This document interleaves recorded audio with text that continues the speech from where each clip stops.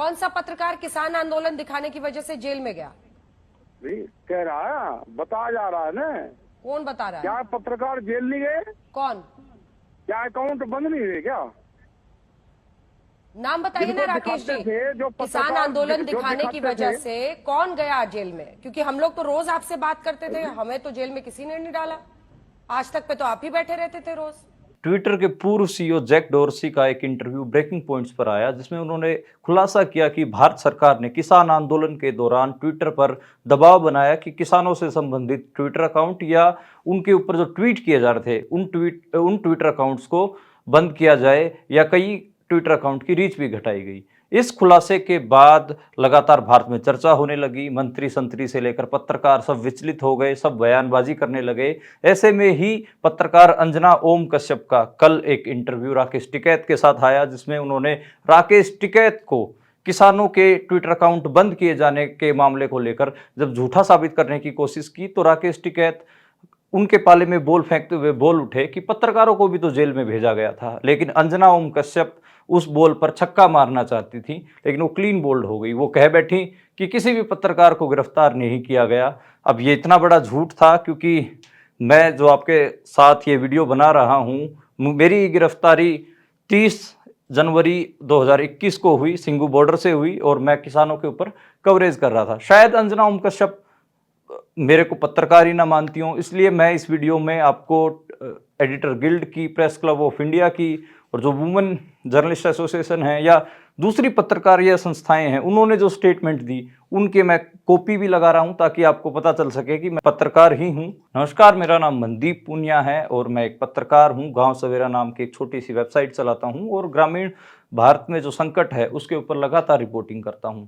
लेकिन अंजना ओम कश्यप जैसे बड़े एंकर शायद हम लोगों को पत्रकार ही न मानते हों, इसलिए वो हम जैसे पत्रकारों के ऊपर जो कार्रवाइयां होती हैं, जो पुलिस या दमन होता है, उसके खिलाफ वो आवाज़ भी नहीं उठाती। किसान आंदोलन में मेरे साथ धर्मेंद्र को भी गिरफ्तार किया गया था, बाद में उन्हें रिहा कर दिया गया। ऐसे ही पंजाब के कई पत्रकारों को पुलिस ने नोटिस भी भेजे, एनआईए ने नोटिस भेजे, लेकिन उनकी बात भी अंजना ओम कश्यप नहीं उठाती। और उन्होंने किसी भी पत्रकार की गिरफ्तारी को लेकर साफ मना कर दिया। उनका लहजा इस किस्म का था कि देखो, मैं तो आपके साथ इंटरव्यू कर रही थी, मुझे तो गिरफ्तार नहीं किया गया। इसका मतलब तो वो ये कहने की कोशिश कर रही थी कि सिर्फ पत्रकार एक इस पूरे भारत में वही हैं, अगर उन्हें गिरफ्तार नहीं किया गया तो किसी भी पत्रकार को गिरफ्तार नहीं किया गया।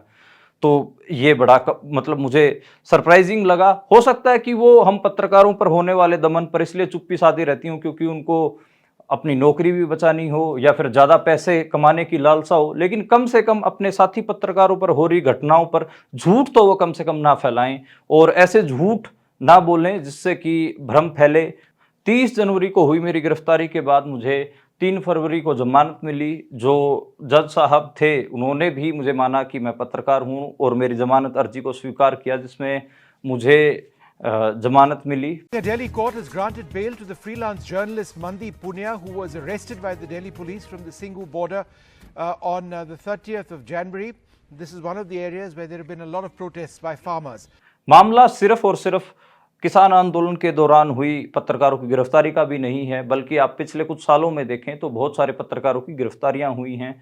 ऐसे ही कोरोना काल में देखें तो कोरोना काल पर रिपोर्टिंग करने के कारण यूपी में 55 पत्रकारों के ऊपर एफआईआर हुई। कप्पन सिद्दीकी साहब जेल में रहे हाथरस कांड को रिपोर्ट करने के। पवन जायसवाल पत्रकार थे, वो भी नमक रोटी का जो विवाद हुआ तो उसमें भी उनको जेल भेजा गया। ऐसे ही आप देखेंगे कि जुबैर जो फैक्ट चेक ऑल्ट न्यूज़ के फाउंडर भी थे, उनकी भी गिरफ्तारी हुई।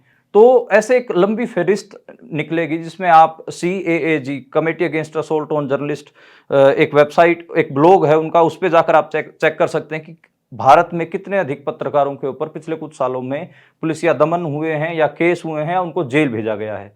ऐसे ही CPJ नाम की एक संस्था है, कमेटी टू प्रोटेक्ट जर्नलिस्ट, उनकी वेबसाइट आप विजिट करिए और आपको पता चल जाएगा कि भारत में पत्रकारों की स्थिति कैसी स्थिति है।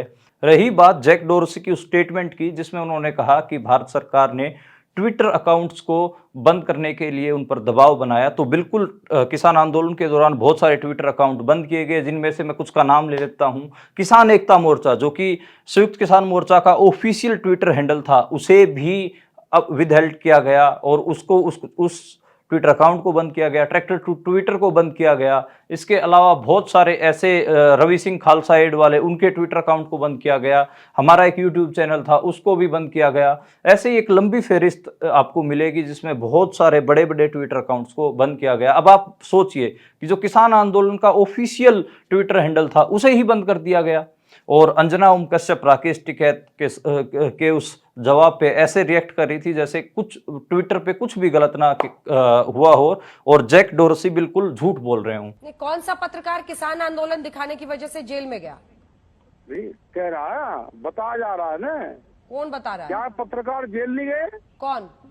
अब देखिए कि ब्रेकिंग पॉइंट्स जैसी संस्थाएं तो ऐसे एंकर रखती हैं जो सामने जो इंटरव्यू जिनका इंटरव्यू कर रहे हैं उनसे सच उगलवा लें, लेकिन हमारे भारत की संस्थाएं, पत्रकारिता की संस्थाएं, आज तक जैसे बड़े बड़े चैनल, ऐसे एंकर, ऐसे पत्रकार रखते हैं जो सच बोल रहे आदमी को भी झूठा साबित करने की कोशिश करते हैं, उनके मुंह में शब्द ठूसते हैं, लेकिन फैक्ट्स होते हैं। और आपका जो ये नैरेटिव है, ये नैरेटिव जो झूठा नैरेटिव, ये झूठा नैरेटिव ही रहेगा।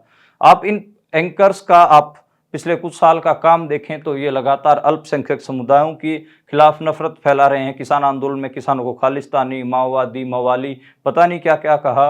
मजदूर हों, कोरोना काल में मजदूरों को कोरोना फैलाने वाला बताया गया। और ऐसे ही छात्रों की बात हो तो JNU, हैदराबाद यूनिवर्सिटी, कितनी यूनिवर्सिटियों के आंदोलन हुए, वो भी देशद्रोही, नक्सली बताया गया। और अभी पहलवान बैठे थे, उनको भी किस तरीके से बदनाम किया गया।